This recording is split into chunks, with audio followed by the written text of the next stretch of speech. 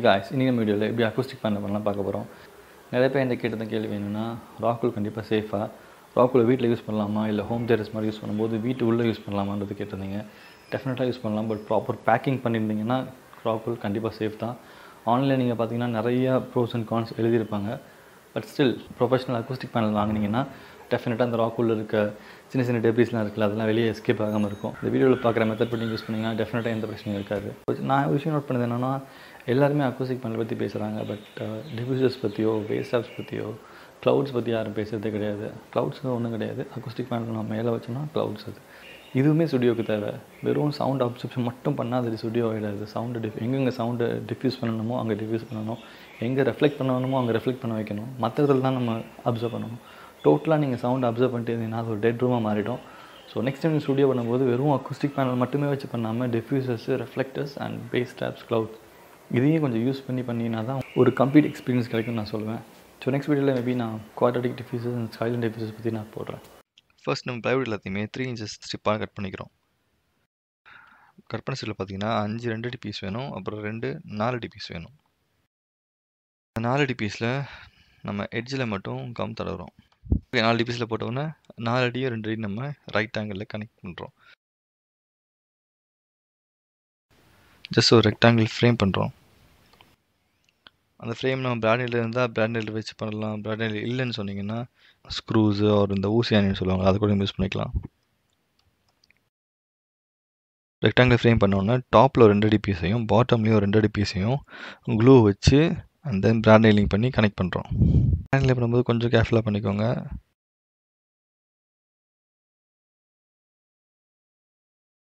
நீங்கள் இப்படி வச்சு பண்ணீங்கன்னா கண்டிப்பாக பிராண்ட் வெளியே வரதுக்கு அதிகமாக சான்ஸ் இருக்குது.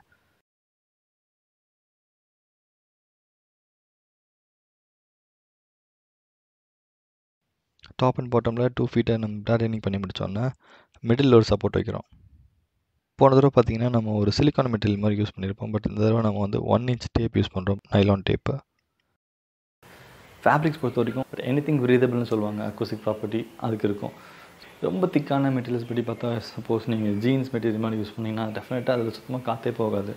ஸோ காற்றே போகாத விஷயத்தில் சவுண்ட் ட்ராவல் ஆகுமான்னு கேட்டால் கொஞ்சம் கொஷின் மார்க் தான். நான் ரெக்கமெண்ட் பண்ணுற மெட்டீரியல்ஸ்லாம் பார்த்தீங்கன்னா மோஷி, மால்ஃபினோ, ஜூட், வெல்வெட் கூட யூஸ் பண்ணலாம், பிரச்சனை இல்லை. பட் வெல்வெட் யூஸ் பண்ணும்போது உள்ளே இதே மாதிரி ஒரு லேயர் யூஸ் பண்ணுங்கள். ஆஸ்துமா, வீசிங் அந்த மாதிரி இருக்காங்க, ரொம்ப பயப்படுறீங்க. பட் உங்களுக்கு அவ்வளோ பயம் இருந்துச்சுன்னா டெஃபினட்டாக ராக்கூல் யூஸ் பண்ணாதீங்க. அது பாலிஸ்டர் ரொம்ப ரொம்ப சேஃபு. எப்படின்னா நம்ம பில்லோஸ்லாம் உள்ள ஒரு சின்ன ஒயிட் கலர் மெட்டீரியல் மாதிரி வந்துருமா, ஒரு முடி வெள்ளை கலர் முடி மாதிரி இருக்கும். ஸோ அதுதான் பாலிஸ்டர் உள்ள. ஸோ அந்தளவுக்கு நீங்கள் பில்லோ யூஸ் பண்ணுற மெட்டீரியல் நீங்கள் சவுண்ட் ப்ரூஃபிங் யூஸ் பண்ணிங்கன்னா டெஃபினட்டாக பக்காவாக இருக்கும். என்ஆர்சி வேல்யூன்னு சொல்லுவாங்க. என்ஆர்சி வேல்யூ பார்த்தீங்கன்னா கொஞ்சம் கம்மியாக இருக்கும் ராக்கூலை விட. பட் அது உங்களுக்கு ரொம்ப ஹெல்த் இஷ்யூஸ் பிரச்சனையாக இருக்குது அப்படின்றப்போ நீங்கள் கண்டிப்பாக அந்த மாதிரி ராக்கூல் வச்சு ஒரு பேனல் பண்ணிகிட்டு இருந்தீங்கனாலும் திடீர்னு ஒரு தும்மல் போட்டால் கூட கண்டிப்பாக அந்த ராக்கூலாக தான் இருக்கும்னு சொல்லிட்டு தேவையில்லாத பிரச்சனை வரும். டெஃபினட்டாக நம்ம என்ஜாய் பண்ண மாட்டோம். ஸோ அதுக்கு நீங்கள் பாலிஸ்டர் ரூல் போயிட்டீங்கன்னா பெட்டர். பாலிஸ்டர் ரூல் செம்ம சேஃப். அதை பின்னாடி சப்போர்ட்டுக்கு அடிச்சுட்டு ராக்கூல் பேக் பண்ணிடுறோம். இந்த இடத்துல மட்டும்தான் இப்போ நம்ம பாலிஸ்டர் துணி இருக்குல்ல, அதை நீங்கள் ஃப்ரண்ட்டில் வச்சு ஃபுல்லாக நீங்கள் ஸ்டேப்பில் பண்ணிட்டீங்கன்னா இங்கேருந்து வர டஸ்ட் எல்லாமே அரெஸ்ட் ஆகிடும். ரொம்ப க்ளீனான ஒரு அக்கூஸ்டிக் பேனல் கிடைக்கும். ஏன்னா இந்த டஸ்ட் தான் பாதி பேர் பயமுறுத்துது. நிறைய பேர் கேட்கும்போது சொன்னால் ராக்கூல் வந்து ஹெல்த் இஷ்யூஸ் உண்டாக்குமே, அலர்ஜியாக்கும், ஆஸ்மா, வீசிங் ப்ராப்ளமாக வரும்னு நினச்சிக்கிட்டு இருக்கீங்க.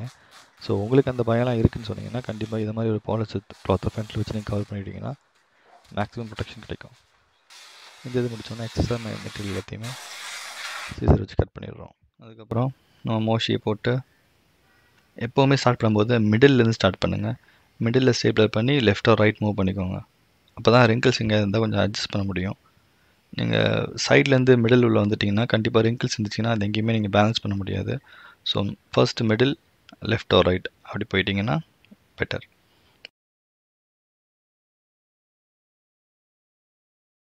இப்போ 2 சைடு முடிச்சிட்டோம். ரொம்ப க்ளீனாக இருக்குது. ரிங்கிள்ஸ் அங்கங்கே பார்த்தீங்கன்னா தெரியும், பட் ரிங்கிள்ஸ் பிரச்சனை இல்லை. டாப் அண்ட் பாட்டம் இருக்கு இல்லையா, அப்போ ஸ்டிச் பண்ணி பண்ணும்போது ரொம்பவே க்ளீனாக முடிஞ்சிடும். இந்த எட்ஜ் நீங்கள் பார்த்துக்கணும், ரொம்பவே கேர்ஃபுல்லாக பண்ணணும். ஏன்னா இந்த எட்ஜு தான் ஃபினிஷிங்கு. இந்த எட்ஜு கொஞ்சம் மொக்கையாக இருந்தால் கூட ரொம்ப அசிங்கமாக இருக்கும். பேனல் எப்பவுமே ஒரு பிஸ்கட் மாதிரி இருக்கணும், க்ளீன் கட் இருக்கணும் அந்த கார்னர்ஸில். இங்கே பார்க்குற மெத்தடில் நீங்கள் கார்னர்ஸ்லாம் பண்ணிங்கன்னா ரொம்ப பர்ஃபெக்டாக இருக்கும். அந்த எக்ஸஸ் மெட்டீரியல் எல்லாத்தையும் நம்ம கட் பண்ணி எடுத்துட்டிங்கன்னா இந்த வீடியோவில் பார்க்குற மாதிரி ரொம்பவே க்ளீனான ஒரு அக்கூஸ்டிக் பேனல் கிடைக்கும். அந்த எட்ஜில் செம பர்ஃபெக்டான ஒரு லுக் இருக்கும். இப்போ பாருங்கள், இதெல்லாம் கட் பண்ணி முடித்த உடனே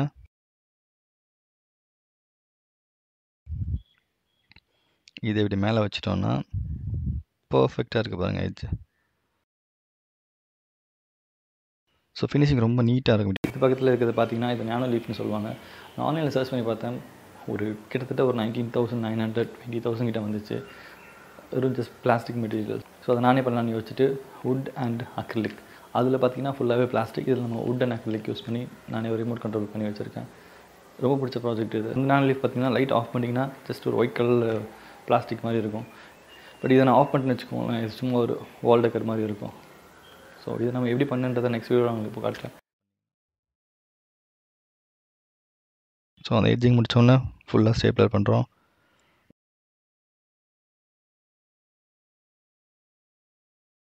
எப்போவுமே ஸ்டேப்லர் பண்ணும்போது ரொம்ப ஸ்ட்ரெச் பண்ணி பண்ணுங்கள், அப்போ தான் ரிங்கிள்ஸ் எதுவும் ஆகாமல் இருக்கும். பார்த்தீங்கன்னா ஒரு ரிங்கிள்ஸ் கூட கிடையாது, ஃப்ளாட்டாக இருக்குது, சாலிடாக இருக்குது.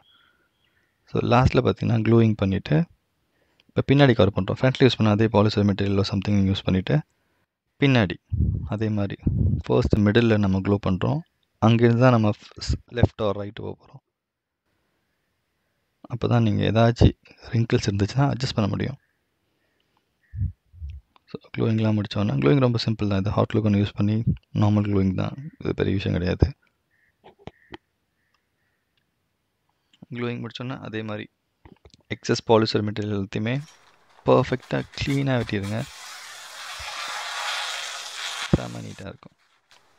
போன வீட்டில் எப்படி நான் போடலை, எப்படி ஹேங் பண்ணுறதுன்னு நிறைய பேர் கேட்டிருந்தீங்க. ரொம்ப சிம்பிள். ஃபோட்டோ ஃப்ரேம்ஸ் வாங்கிட்டு மிட் பாயிண்ட் எடுத்துக்கோங்க. மிட் பாயிண்டில் இந்த ஃபோட்டோ ஃப்ரேம்ஸை சும்மா ஒரு 3/4 இன்ச்சு ஸ்க்ரூ வச்சு நீங்கள் ஹேங் பண்ணிட்டீங்கனாலே போதும். வேணும்னா வெளியே தெரியாமல் வச்சுக்கலாம், ஆர்எல்ஸ் நீங்கள் உள்ளே மூவ் பண்ணி வச்சுக்கலாம். ஸ்க்ரூயிங் பண்ண உடனே கொஞ்சம் அந்த ஃபோட்டோ ஃப்ரேம்ஸை மட்டும் கொஞ்சம் வளைச்சி விட்ருங்க. ஏன்னா இப்படி இருந்துச்சுன்னா டேரெக்டாக நெயில் நீங்கள் சோத்தில் நெயில் பண்ணிட்டு இதை மாட்டும் போது அந்த கிளாத் கிளியறதுக்கு வாய்ப்பு இருக்குது. ஸோ இதை மாதிரி லைட்டாக நீங்கள் மேலே தூக்கி விட்டுட்டிங்கன்னா உங்களுக்கு ஹேங் பண்ணுறதுக்கு ரொம்ப ஈஸியாக இருக்கும்.